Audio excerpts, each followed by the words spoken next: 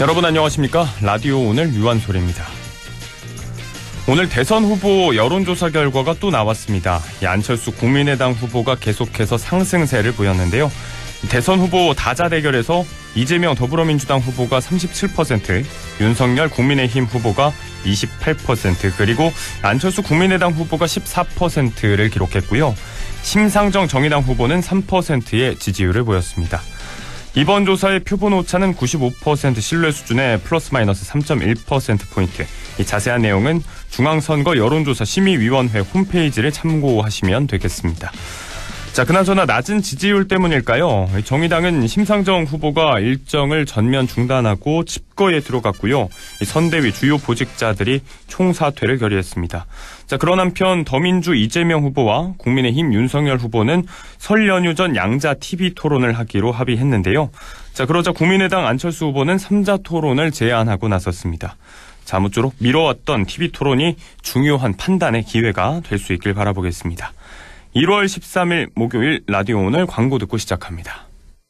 자동차 썬팅할 때 딱 불스원 썬팅 넘버원 불스원이 깍둘씩한 썬팅 자외선 열차 간그 딱 불스원 썬팅 썬팅도 역시 불스원 썬팅도 역시 불스원 썬팅 기술 문의는 불스원 브라자닷컴.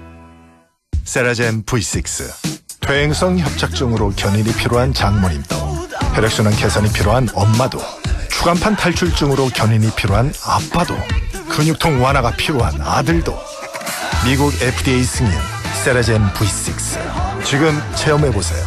의료기기 광고 심의필. 가슴이 뛴다. 6.2L V8 엔진의 성능으로 모두가 주목하는 존재감으로 2022년 가슴이 뛴다. The Absolute Tahoe 계약 시작. 오직 쉐보레 온라인 샵에서만. Chevrolet, find new roads. 나에게 꼭 맞는 생유산균 락토핏. 피드니까 락토핏. 맛있어요 락토핏. 장 건강엔 락토핏. 이유는 달라도 선택은 역시 내 몸에 락토핏. 건강기능식품입니다. 박동씨, 왜 차 사진을 찍고 계세요? 우리 동네 정비소들은 다 수리비가 다르다 하네. 그럼 어쩌죠? 가다 견적 비교하러 간다. 사진 한 장으로 간편하게 견적 비교하고 선택하니까 손해 없는 내 차 관리 카닥. 오메가3 뭐가 좋을까? 세 가지가 중요하죠. 어취가 없는지, 중금속 걱정 없는지, 오직 물로만 추출했는지. 기억하세요. 100% 식물성 오메가3는 아이코메가. 판매 신신제약 제조 코스맥스 바이오. 오메가3는 EPA 및 DHA 함유 유지. 건강기능식품 광고입니다. 하이눈이야 사냥류 단백질까지 하이눈이야 1등 하이뮨 프로틴 밸런스 1등 우디스의 건강기능식품입니다. 네, 라디오 오늘입니다. 1월 13일 목요일 순서 알려드립니다. 1부는 과거의 정치사에서부터 현재 정치 현안까지 지역의 눈으로 바라보는 천용길의 정치 TMI, 뉴스민 천용길 편집장과 오늘도 함께하겠습니다. 자, 이어지는 2부 이슈 오늘 2022년 신년 인터뷰 오늘은 영양군의 순서입니다. 잠시 후 오도창 영양군수 연결해서 영양군정 이야기 자세하게 들어보도록 하고요. 자, 이어서 이인철의 시사경제도 오늘 함께합니다. 참 좋은 경제연구소 이인철 소장 연결을 하겠습니다. 라디오 오늘 생방송 놓치신 분들께서는 유튜브를 통해서 다시 들어보실 수가 있습니다. 많은 관심과 애청 부탁드리겠습니다.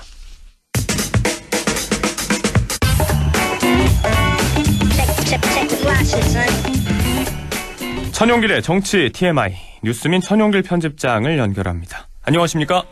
네, 안녕하십니까? 네, 자 오늘도 대선 이야기 해볼 텐데 지역에서 바라보겠습니다. 어제 이재명 더불어민주당 후보 경북선대위가 백화구에서 발족을 했죠. 현장이 어땠는지 좀 들어보겠습니다.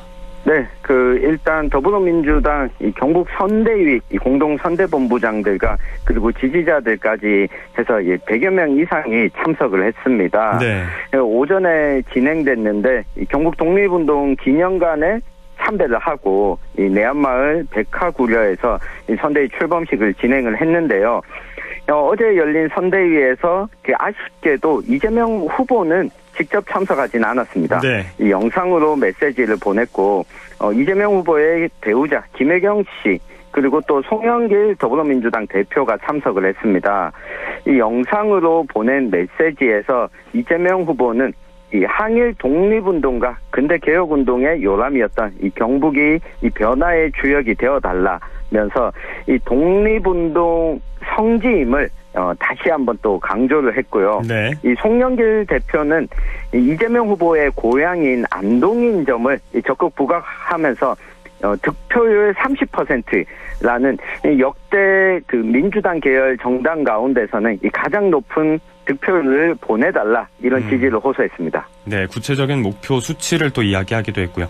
자, 독립운동의 성지라는 말씀과 여기에 또 맞물려서 이 백화 김대락 선생의 고택이죠. 백화구려에서 진행이 됐고 이게 어제 저희 데스크 톱 기사이기도 했습니다.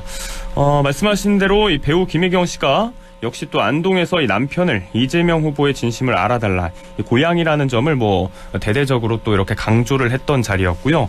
네. 자, 여기에 앞서서 또 국민의힘 윤석열 후보가 지난달 29일이죠. 안동 국학진흥원에서 경북 선대위 발족식을 가졌는데 역시 또 안동이었어요? 네, 지금 안동이 이번 대선에서 아주 두 거대 양당에서는 이 중요한 지역으로 좀 부각이 되고 있는데요. 네. 이재명 후보 쪽에서 독립운동 기념관에서 선대위 출범식을 가졌다면 또 윤석열 후보 쪽에서는 이 국학진흥원에서 선대위 출범식을 가졌습니다. 네. 이 국민의힘 전신인 새누리당에서 이 국회의원을 지낸 적이 있는 이 정종섭 전 의원이 이제 지금 현재 국학진흥원장을 맡고 있거든요. 네. 그리고 경북선대위의 공동선대본부장 중에 한 분이 또 김관용 전 경북도지사다 보니까 네. 이 안동을 찾았는데 이 자리에서 윤석열 후보는 우리가 2주 전에도 좀 살펴본 적이 있지만 아주 강경한 메시지를 내놨습니다. 네네. 이 그동안 경북과 이 북부 지역이 특히 보수 정당에서 지지를 보냈던 것만큼 이 보수 정당 이 텃밭이다라고 좀 여기고 이 강경한 메시지들을 내놨는데 아무래도 이재명 후보의 고향과 좀 맞불 놓겠다라는 의사로 좀 풀이가 됩니다. 네, 역시 뭐 정치적인 접점이 있었기 때문에 안동을 선택했던 윤석열 후보였고 말씀을 하신 대로 역시 저희가 이걸 또 보도했었는데 이른바 가짜안타 이런 수위가 높은 공세를 펴면서 논란이 되기도 했던 현장이었습니다. 맞습니다. 자, 반대로 어제 송영길 대표도 상임선대위원장으로 참석해서 선대위 발족식에 참석을 해서 상대 네. 윤석열 후보를 향해서 좀 거침없는 발언을 쏟아내기도 했었죠. 맞습니다. 이 윤석열 후보를 향해서 제대로 토론도 못하는 후보 그리고 이 본부장이라고 하는 이 본인과 주변 가족의 의혹들까지 가지고 있는 후보에 대해서 좀 비난을 쏟아냈는데요. 네. 어쨌든 지금 두 정당의 후보들끼리 1대1 TV 토론회를 진행하는 것을 좀 합의해가는 모양새거든요. 네네네. 예, 두 후보가 직접 좀 맞붙어야지 제대로 된 토론이 가능해지지 않을까 싶습니다. 그 전까지는 특히 경북 지역에서는 서로를 향해서 좀 강경한 메시지들을 쏟아내는데 이게 그 도민들 입장에서는 공약이나 정책이나 이 검증이 아니라 서로를 좀 비난하는 모습으로만 비춰지는 것 같아서 좀 아쉬운 부분이 있습니다. 네. 자, 많이 미뤄진 양측의 토론이 설전에는 성사가 될 것으로 지금 기대가 되고 있는데 아무튼 말씀대로 정책 대결 조금 더 선명한 이야기들이 오갈 수 있었으면 좋겠습니다.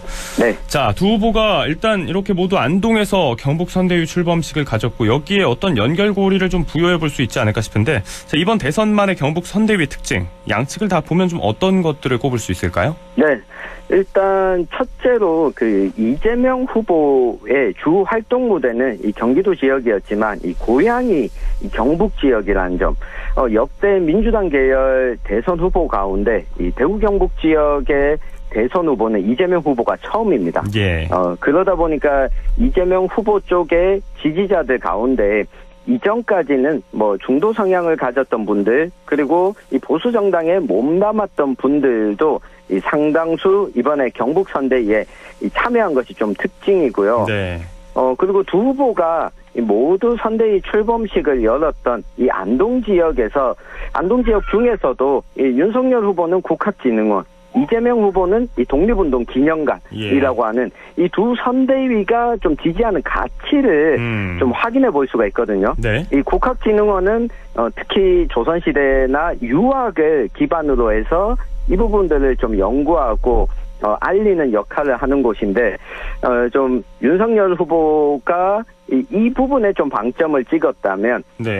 이재명 후보 쪽의 경우에는 독립운동 역사가 담긴 특히 이 보수적인 유림들 가운데 독립운동을 적극 나섰던 혁신 유림을 강조하면서 네. 이 변화를 강조하는 모양새였습니다.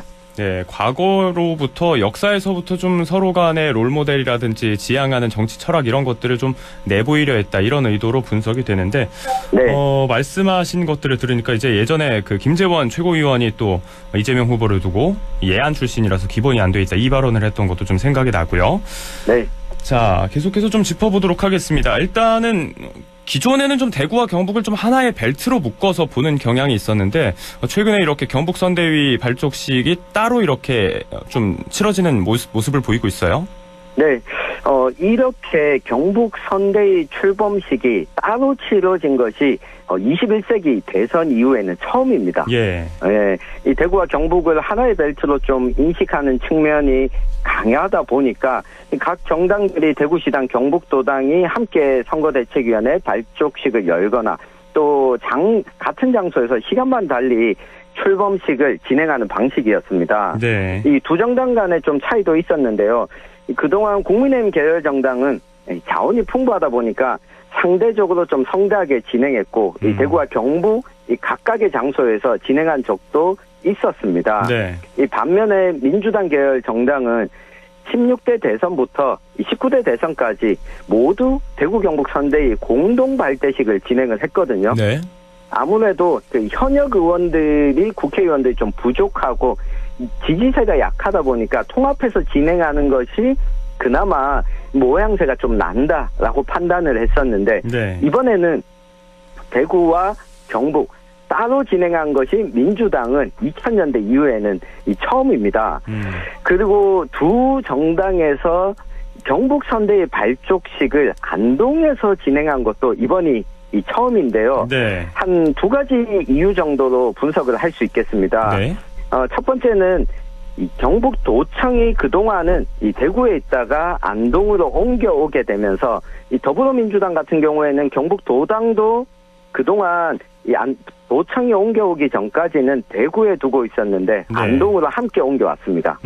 이 국민의힘 같은 경우에는 현재도 경북도당 당사가 이 대구시당사와 함께 있지만 이재명 후보의 고향이 또 안동이다 보니까 네네. 안동을 좀 강조하는 모양새였거든요. 예. 2002년과 좀 비교해보면 당시에 이해창 한나라당 후보가 대구 선대위 발대식을 대구에서 열고 또 오후에는 안동으로 이동해서 경북 선대위 발대식을 가진 적이 있었습니다. 네네. 예, 이해창 당시 후보의 경우에는 고향이 충청이었고 이 주요 지지 기반이 이 대구 경북 지역이 아니다 보니까 이 경북 지역에도 좀 공을 들이는 모양새였는데 네네. 이번 대선의 경우에도 이재명 후보의 고향이 안동이다 보니까 국민의힘의 경우에도 안동을 유독 신경을 쓰고 있습니다.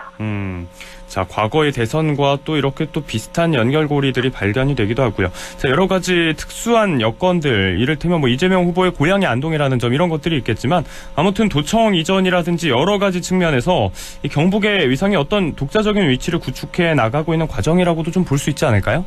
맞습니다.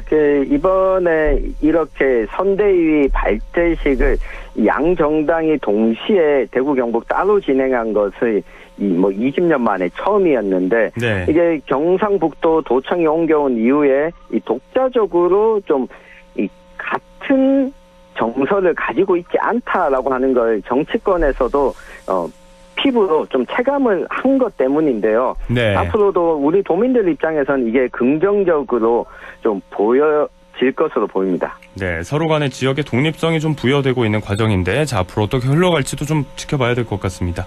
자, 아무튼 이제 양당이 모두 경북선대위를 구성했고 출범을 했습니다. 앞으로의 대선 포인트, 지역에서는 어떤 점들을 좀 고려해서 봐야 될까요? 네, 유권자분들 그리고 청취자분들께서도 이 부분을 좀 보면 좋을 것 같은데요. 네. 이번에 선대위 출범식에 윤석열 후보는 안동에 직접 참석을 했습니다. 그런데 반면 이재명 후보는 고향인데 참석을 하지 않았거든요. 네. 이전에 과거의 경우에 보면 민주당 대선 후보들이 모두 대구 경북 선대위 출범식에 참석을 했었습니다. 네네네. 네, 그런데 2017년과 좀 비교를 해보면 이 당시 더불어민주당의 문재인 후보의 경우에는 선대위 출범식에 참석하지 않았는데 이 공식 선거운동 첫 일정은 또 대구에서 출발을 했었거든요. 예. 이걸 아마 유추해보면 이재명 후보가 공식 선거운동 시작을 이 경북 안동에서 할 가능성도 매우 높아졌다. 이렇게 좀 추정을 해볼 수 있을 것 같고요. 네. 그렇게 된다면 이 경북 북부 지역이 더불어민주당이 공을 들이고 여기에 국민의힘도 신경을 많이 쓰게 된다면 우리 지역 유권자들 입장에서 필요로 하는 공약들을 지역 선대위 쪽에 적극적으로 좀 요구하고 요청하는 것들이 필요하지 않을까 싶습니다. 네, 양 캠프가 모두 전략적 요충지로 보고 있는 만큼 우리로서는 좀 필요한 것들을 또 정략적으로 얻어가야 될 것 같다. 그런 말씀이십니다. 네. 자, 같은 지역 안동에서 출범한 이재명, 윤석열 두 후보의 경북 선대위 출범을 두고 이런저런 이야기 오늘 나눠봤습니다. 말씀 여기까지 듣겠습니다. 고맙습니다. 감사합니다. 네, 천용길의 정치 TMI 뉴스민 천용길 편집장과 함께 해봤고요. 라디오 오늘 1부를 마무리하겠습니다. 잠시 후 2부에서 다시 인사드립니다.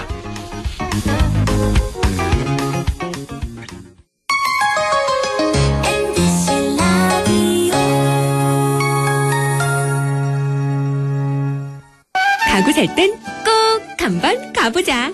안동 명품 가구 백화점. 흑표 흑침대, 양성국 갤러리, 금성침대, 한국 가죽 소파, 장수돌 침대. 다양한 브랜드 가구를 한 곳에서 쇼핑할 수 있는 대형 가구 전시장. 안동 명품 가구 백화점. 예, 며느라. 밥 했어? 설거지 했어? 쓰레기 버렸어? 청소했어? 빨래했어? 개밥 줬어? 아들 낳았어? 딸 낳았어? 아무것도 안 하고 싶다. 이미 아무것도 안 하고 있지만 더 격렬하게 아무것도 안 하고 싶다. 지금은 그냥 라디오만 듣고 싶다. MBC 라디오. MBC 라디오. 라디오 청취자 10명 중 4명이 듣는 방송. 국가대표 라디오 MBC 라디오. 영화보다 더 감동적인 신이 있습니다. 코로나 최전선 의료진의 영웅신. 발코니로 떠나는 우리 가족 여행신. 선생님은 못 만나도 집에서 열심인 열공신. 국민 여러분께서 만들어낸 감동적인 신들입니다. 그리고 이제 모두가 기다려온 백신으로 해피엔딩 신을 보여줄 차례. 우리가 함께 만든 최고의 신들이 있어 대한민국은 반드시 코로나19를 이겨낼 것입니다. 공익광고협의회. 마음을 열어줘. 다가가 나 속삭이도록. 언제나 내 생각으로 행복해야 해요.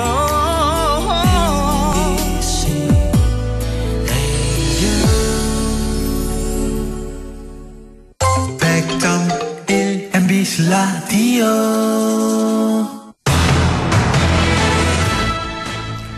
네, 라디오 오늘 2부 시작했습니다. 2부 순서 이슈 오늘입니다.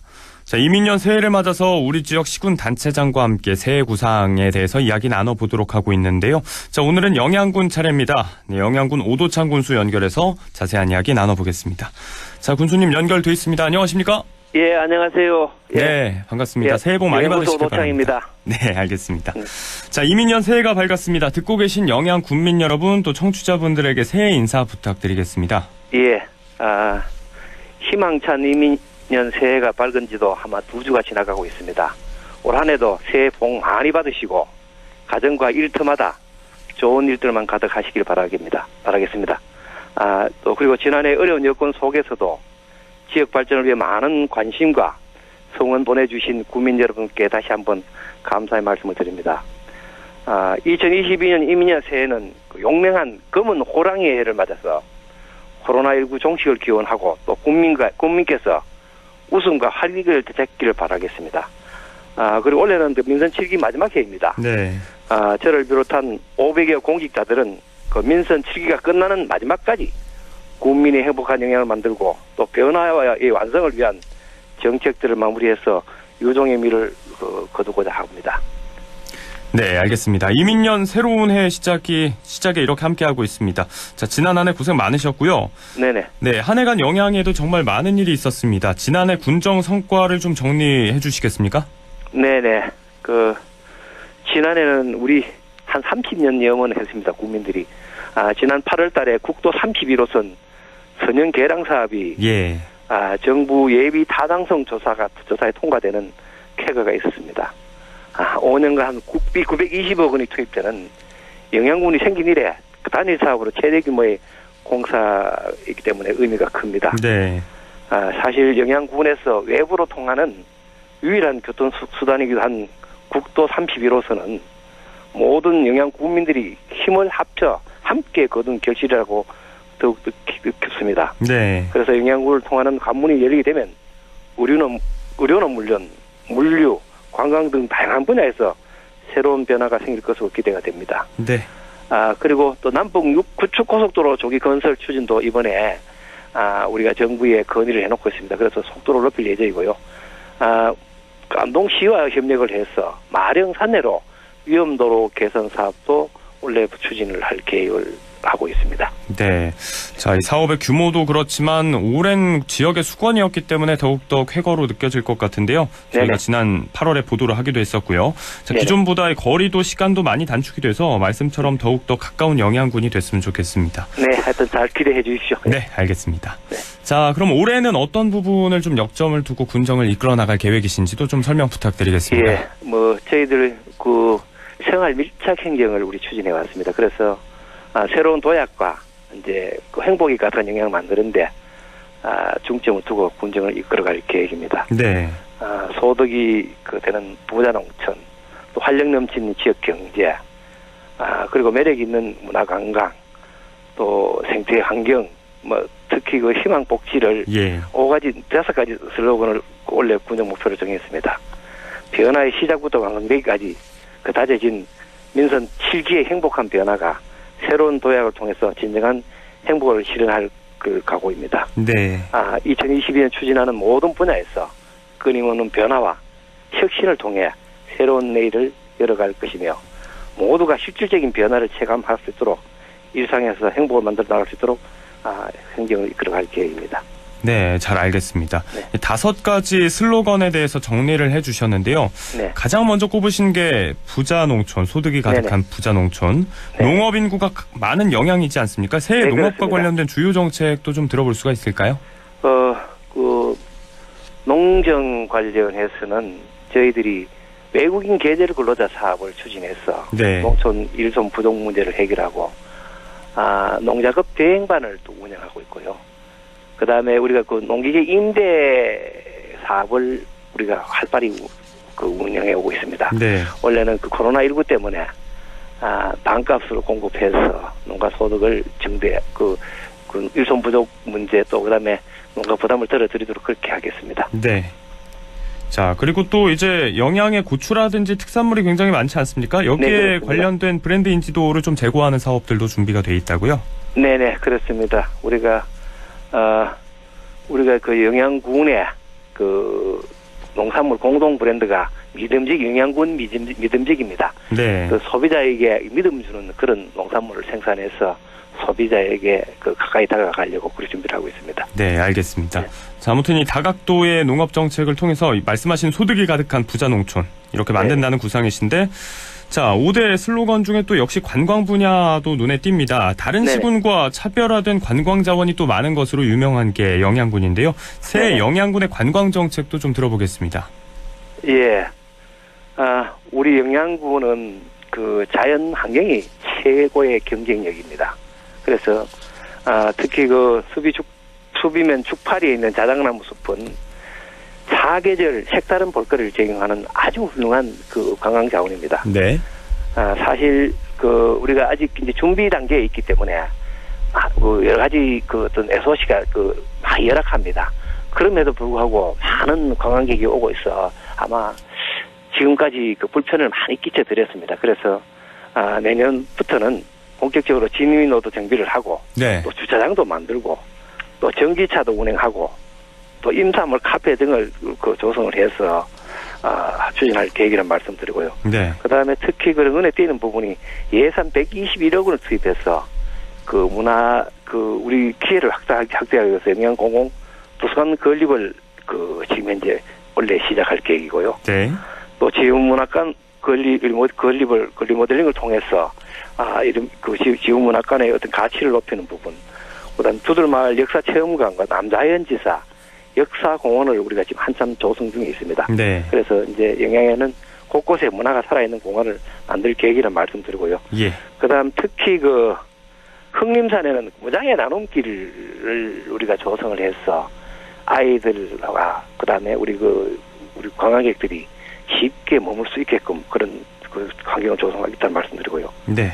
그다음 석고면에 포도산 명품 등산로를 지금 조성 중에 있습니다. 그래서 이 아름다운 경관을 우리가 그 탐방할 수 있게끔 그런 조치를 하겠다는 말씀드리고요. 네. 또 그리고 영양하면 잘 아시겠지만 밤하늘이 아름답기로 유명합니다. 그래서 밤하늘을 배경으로 하는 청정 에코촌 조성 사업을 120억 원을 투입을 해서 수비면 일원에 그 조성할 계획이라는 말씀을 드리겠습니다.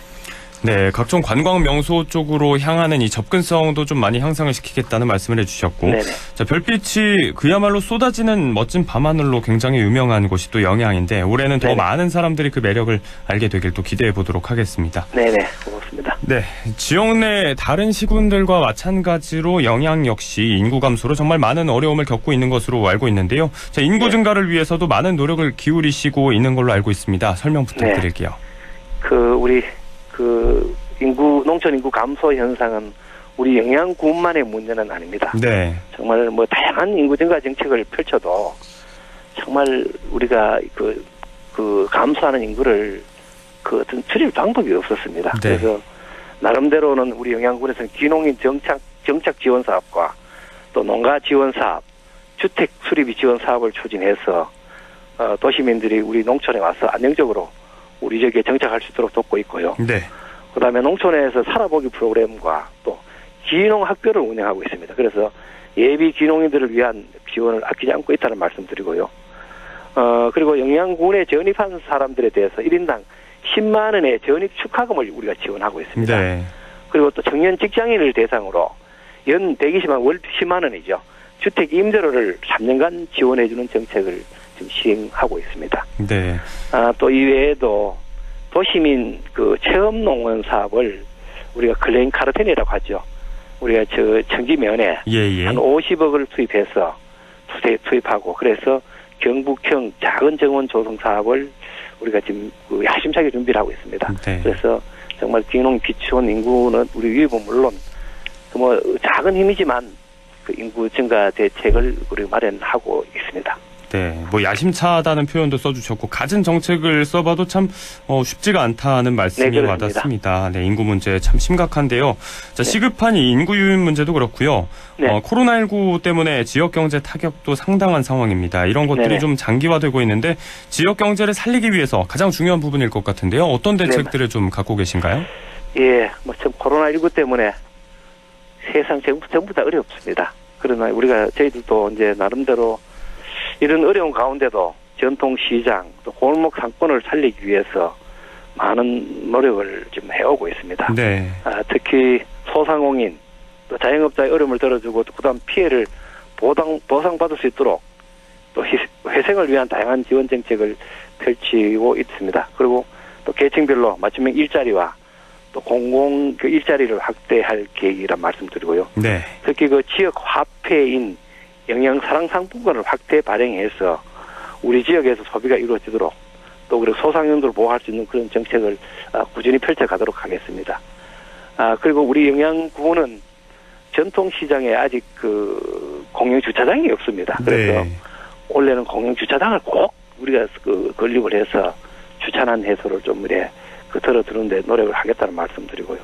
그다음에 우리 저희들 지역 상권을 우리가 회복시키기 위해서 유도나 태권도 등 동학의 전지 훈련을 우리가 여기에 그 제공하고 있습니다. 그래서 그 전국 대회 또는 물론 씨름 대회 전국 대회는 물론 선수단과 코치진을 우리 영양에서 불러서 우리가 전지 훈련을 하게 됨으로 해서 지역 경제에 좀 미래 어느 정도 기여를 하고 있습니다. 네.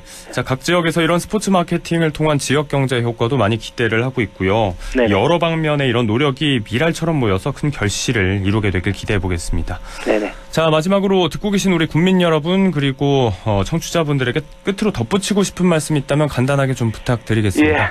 그 2022년 이민년 영양 군정의 사자성어는 여민가이입니다. 국민과 함께하면 어떤 일이든 할 수 있다라는 것입니다. 지난해 우리 국도 31호선 예비 타당성 통과를 위해서 우리가 저희들이 저걸 결과를 보여드렸듯이 우리 국민들과 함께 한다면 성공하지 못할 일이 없다고 저는 확신을 합니다. 그래서 2년 동안 지속된 코로나19 어려운 상황 속에서도 국민들과 함께 또 울기도 하고 웃기도 하면서 지내온 시간이 주마등처럼 스쳐 지나가고 있습니다. 그래서 민선 7기 지난 3년 6개월의 시간 동안 국민들과 함께 이루어왔던 모든 것이 헛되지 않도록 끝까지 최선을 다하겠습니다. 앞으로 남은 임기를 넘어서 10년, 20년의 밝은 영양 미래상을 국민과 함께 준비를 하고 어떤 대응을 해 나가도록 그렇게 하겠습니다. 네. 민선 7기 영양군정의 의미 있는 마무리를 응원해 보도록 하겠습니다. 네, 자, 저희 못다한 얘기는 내일 뉴스데스크에서 모시고 듣도록 하겠습니다. 오늘 말씀 여기까지 고맙습니다. 듣겠습니다. 고맙습니다. 네, 오늘 복 많이 받으십시오. 네, 새해 복 많이 받으십시오. 네. 네, 지금까지 영양군 오도창 군수와 함께 영양군정 이야기 나눠봤습니다. 라디오 오늘에서는 청취자 여러분의 참여를 기다리고 있습니다. 우리 지역에서 발생한 사건 사고 소식이나 함께 토론하고 싶은 내용을 안동 MBC 홈페이지 라디오 오늘 게시판에 올려주시기 바랍니다. 전화와 문자 참여도 하실 수 있습니다. 전화는 851국에 7191번, 문자는 샵 0913번으로 보내주시면 됩니다. 문자는 단문 50원, 장문 100원의 정보 이용료가 있습니다. 여러분의 많은 참여 바랍니다.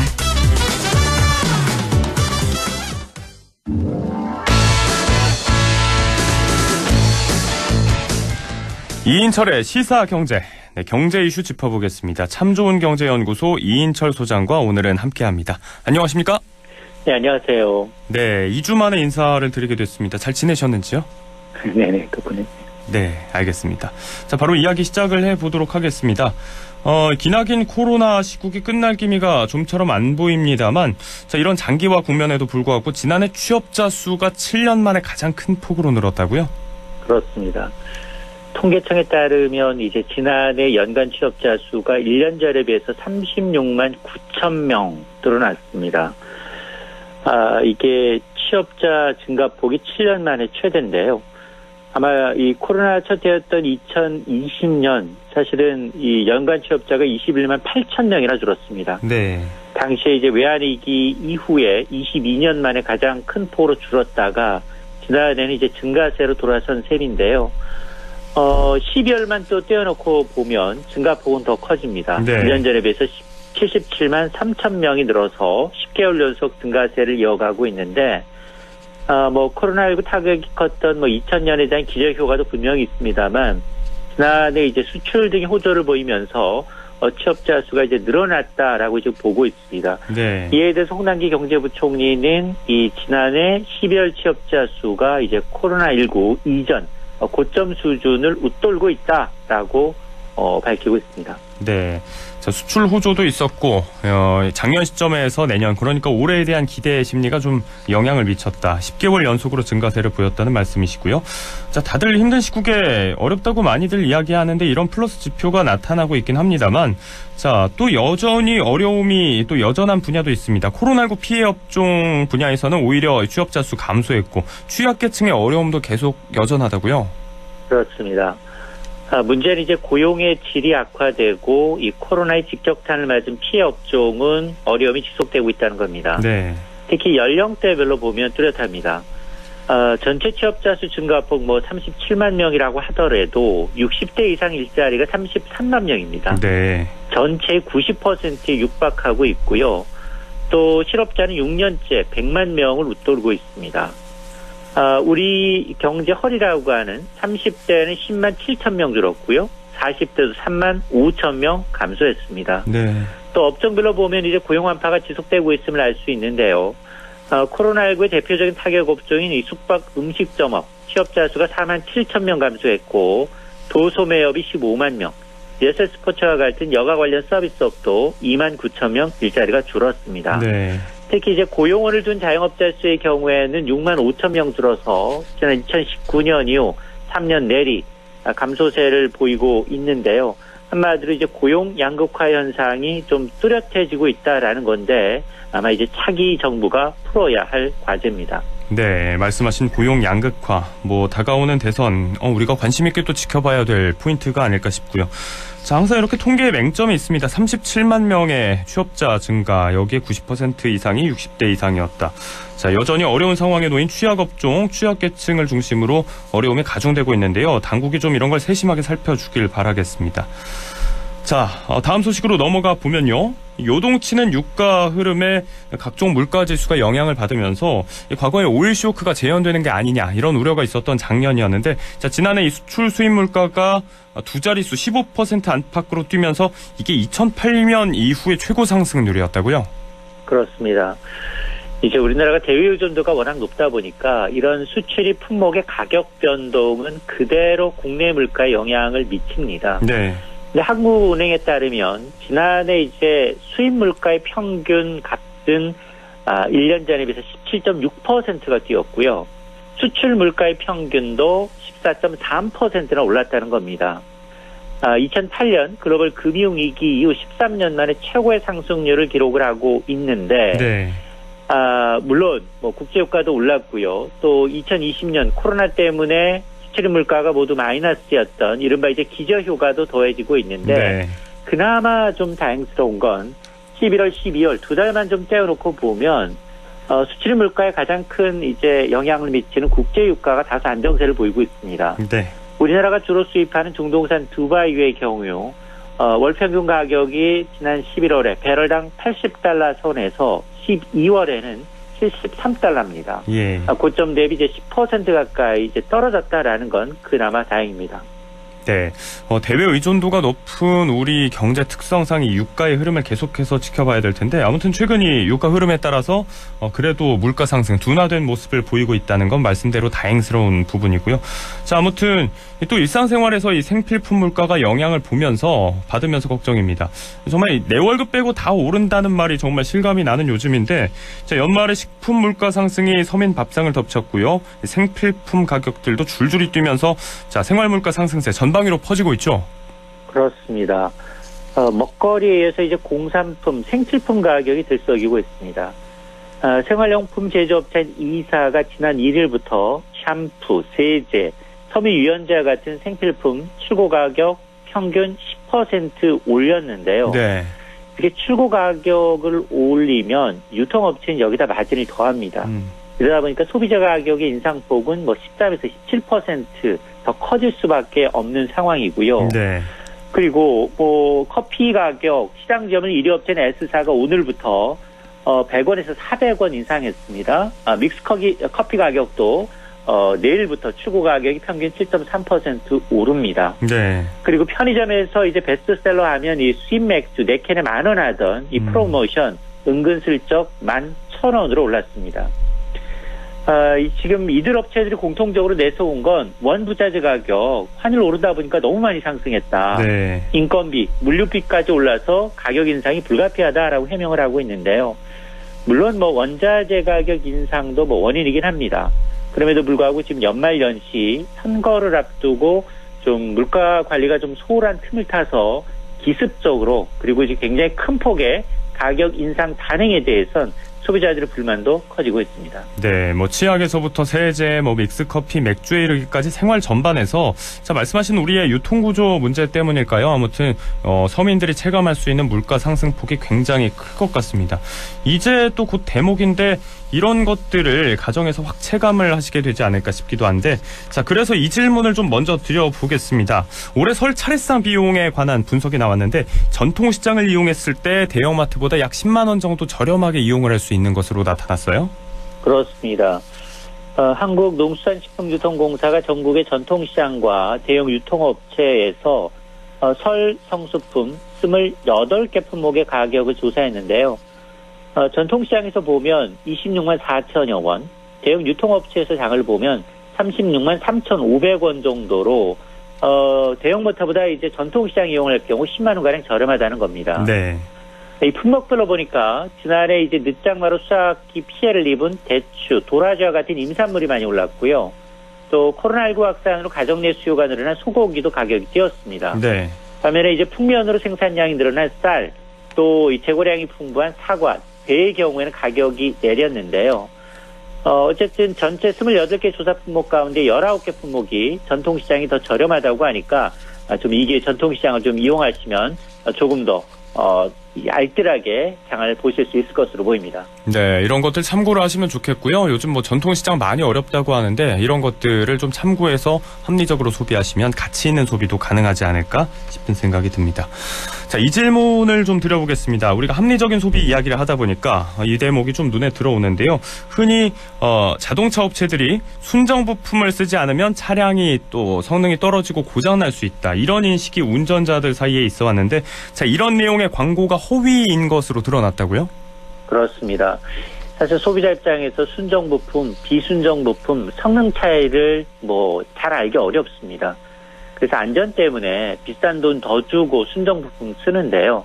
근데 공정위에 따르면 현대기아차가 2012년 9월부터 2020년 6월 사이에 자사의 차량 취급 설명서에 순정 부품 사용해야만 안전하고 최상의 성능을 유지할 수 있다. 네. 또 이 비순정 부품을 사용하게 되면 차량의 성능이 저하되거나 고장을 유발할 수 있다는 문구를 적어놓은 겁니다.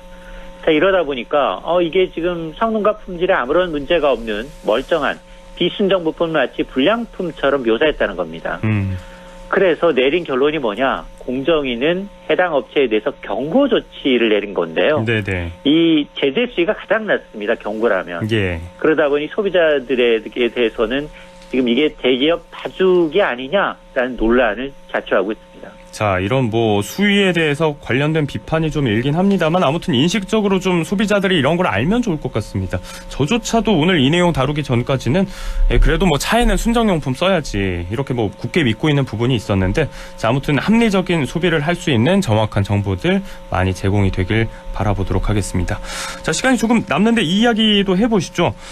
국민연금 개혁을 하지 않을 경우에 90년생부터는 연금을 아예 받지 못할 거라는 연구 결과가 나왔습니다.